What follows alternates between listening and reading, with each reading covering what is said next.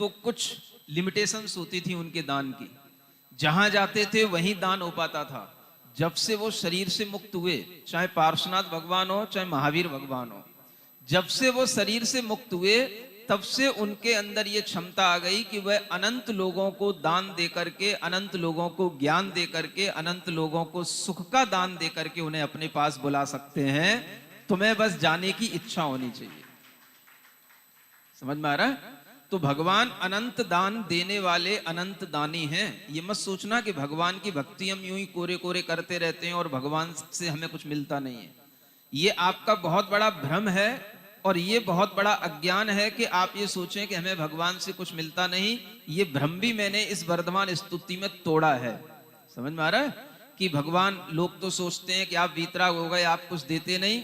मैं कहता हूं ऐसे लोग अज्ञानी हैं जो जानते ही नहीं भगवान कैसे देते हैं। तो बिना बताए चुपके चुपके सब कुछ हमें दे देते हैं, लेकिन भगवान कभी कहते नहीं कि हमने तुम्हें कुछ भी दिया है।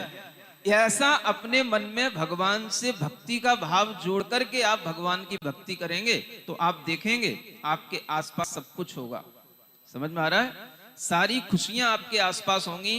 कोरोना के समय में भी इस दिल्ली में जब हाहाकार मचा था, तब भी लोगों ने भगवान की भक्ति से, अरहम योग से अपने आप को स्वस्थ बनाए रखा।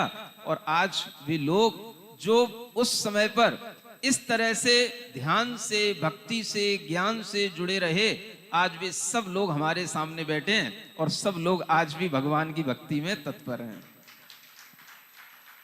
भगवान की भक्ति आपके लिए हमेशा मुक्ति प्रदायिनी है। यह हमेशा ध्यान में रखते हुए तीर्थंकरों की भक्ति का यह शुभ अवसर आपके लिए, जहां पर पार्श्वनाथ भगवान, कहना चाहिए पूरे विश्व में केंद्रभूत भारत और भारत का केंद्र दिल्ली, और दिल्ली का अगर कोई शान और बान है तो वह यह लाल मंदिर है, जहां पर यह आगामी समय में पंच कल्याणक होने जा रहा है।